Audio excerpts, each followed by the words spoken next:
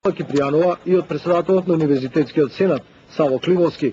Ректорот и председателот на сенатот истакнаа дека во дел од барањата на студентите се согласуваат и ректоратот и сенатот, но не го оправдуваат начинот на изразувањето на протестот. Еден апел до вас да престанете со штрајк за глад, а длабоко верувам дека за сите работи можеме да се договориме и да разговараме секаде. Да им дадеме простор на судиите на Уставниот суд да одлучат така како што мислам дека според Уставот и според работа треба да се одлучи.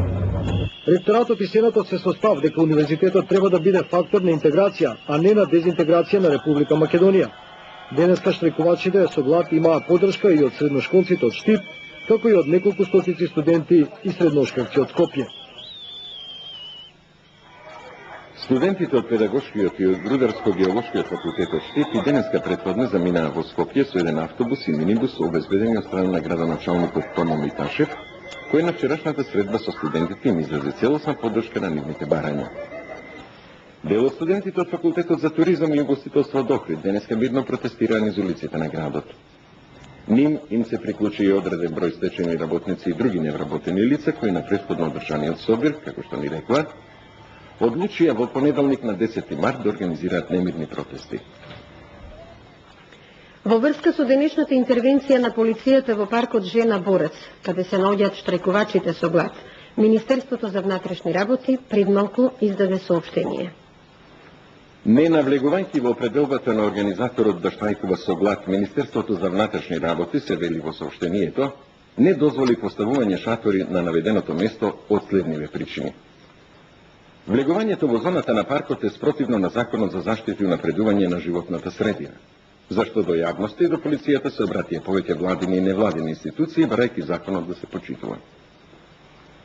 Локацијата е веднаш до градската болница и голем број граѓани реагираат на големата бучава и на нарушувањето на редот, барајќи од полицијата да го спречи тоа. Исто така локацијата е до сообраќајница која во изминативе денови учесниците во протестот ја пренаменија и ја користеа како игралиште за мал фудбал и за друг вид забава, со што го нарушија и го отежнаа сообраќајот во градот.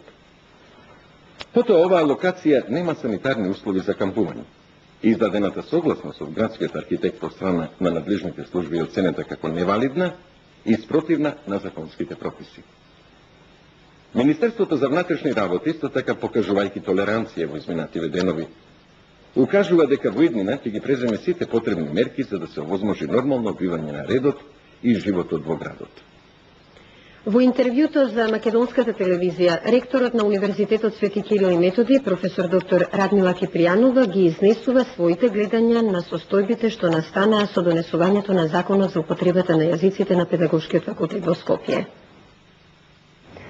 Универзитетот и вие како ректор застанавте зад студентските барања за донесување на закон за високо образование со кој интегрално би се решиле проблемите во оваа сфера. Но по сите случувања студентските протести против законот за педагошки факултет, иако тоа се очекуваше, вие не се огласивте. По развојот на настаните, вашиот коментар околу тоа.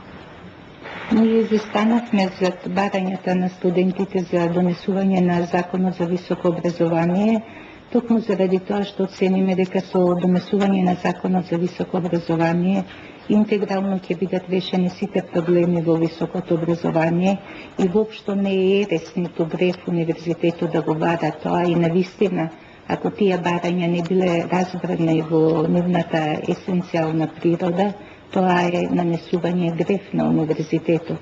А зашто велам дека не е ерес универзитетот да го бара тој закон и зашто стои за тие барања од страна на студентите? Ние од 1991 година работиме во создавање на еден нов закон за високо образование, во некои фази тоа и многу поактивно сме вклучени. Меѓутоа овие 5 години, иако законот веќе и подолго време во собраниска процедура, тој не е донесен. А ако се гледа искуството на сите овие земји кои што се во транзиција, како што е Бугарија, Романија, Унгарија, Чешка, Словенија, Хрватска, Република Југославија, сите таму факти е дека законот за високо образование е донесен. Зашто не се пројавиле до сега како универзитет, Не се пројавувавме од причини што знаеме дека постојат механизми, институции по кои што овие барања ќе бидат разрешувани и тоа е причина што и на поедини атаци универзитетот молчеше, иако сметаме дека тие навистина не треба да бидат насочени на страната на универзитетот, токму заради тоа што универзитетот секогаш настојува да не дојде до ерозија на неговиот интелектуален код, напротив, тој секогаш толку колку што може настојува таа вечна улога на интелектуален компас во општеството да има и тој навистина представува еден јак столб во едно цивилно општество.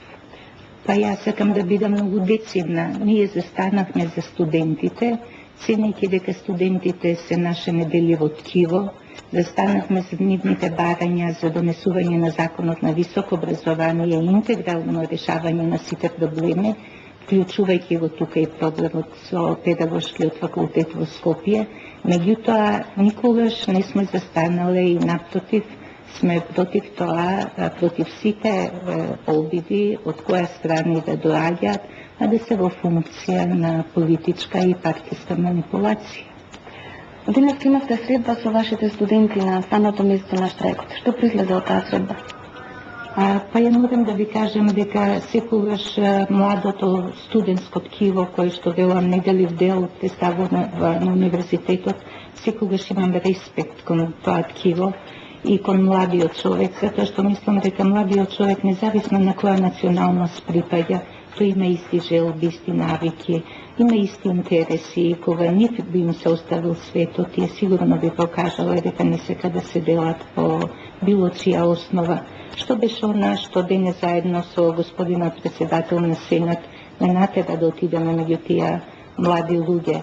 Сенам дека штрајкот со глад значи потиснување на едно исконско човеково право, право на живот. А кога се работи за тоа право на живот за млад човек, мислам дека навистина него со најголем интензитет и она, како би рекла, неумоливо му припаѓа на младиот човек. Ја мислам дека требаше да се разговара со нив и да им се каже дека се уште постојат механизми и институции низ кои што може да се решаваат одредени нивни барања, а тие институции не се исцрпени. Повикав на еден апел на диалог и дури им се обратив, ценам дека диалогот некаде е прекинат, а диалогот ја отвара и железната врата. Не верувам дека железната врата е затворена, секогаш е таа подотворена. Дајте велам со диалог да отвориме.